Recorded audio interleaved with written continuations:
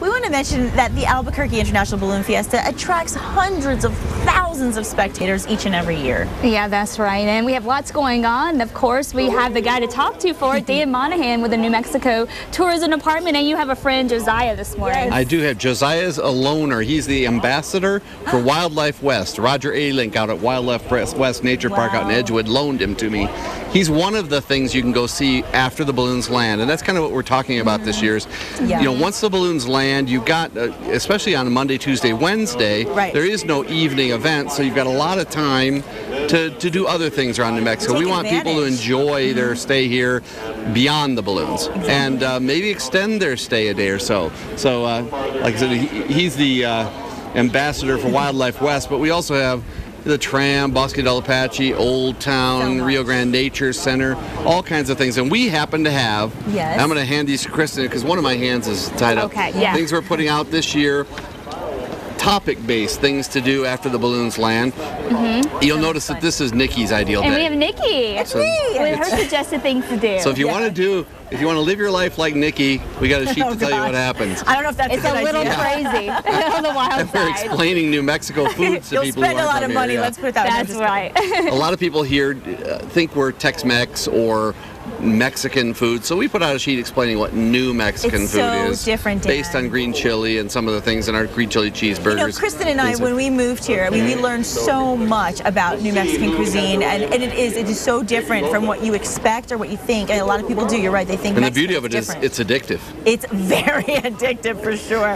It is. You want it on everything. I think the federal government wants to license it or something, control it, and tax it somehow. But yeah, so what we want people to do is to make sure they have a good time, go back, and like he's an ambassador for Wildlife West, we want those visitors to be ambassadors for New Mexico.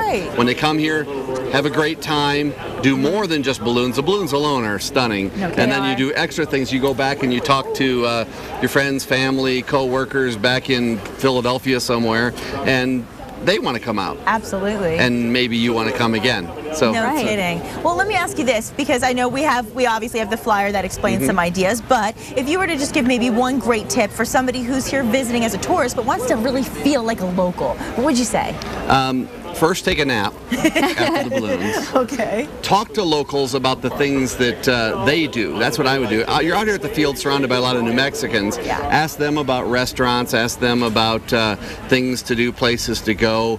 You definitely want to do the basics, like Old Town. If you come in here and you don't go to Old Town, you just have to do that. You have to. If you can get in line for the tram, it's a great experience.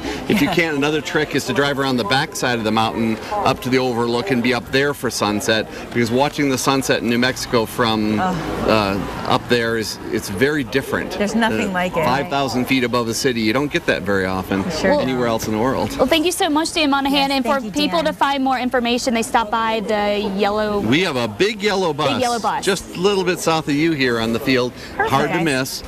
Loaded with information. We have industry partners who have joined us as well. Vias Caldera, the Albuquerque Convention Visitors Bureau. They're all there. So there are plenty of people there to give you ideas of things to do once the balloons are down. Well, great. Thank you so much, Dan. And thank Josiah. Thank you, Josiah. Thank you, Josiah. All right, now let's take a quick look at another fun fact for Balloon Fiesta. Pilots are actually certified by the FAA as either student, private, or commercial pilots, and students must complete extensive classroom practical training. So another little tidbit for Balloon Fiesta, and we're going to have more on the balloons coming up. Takes a lot of training to do what they do.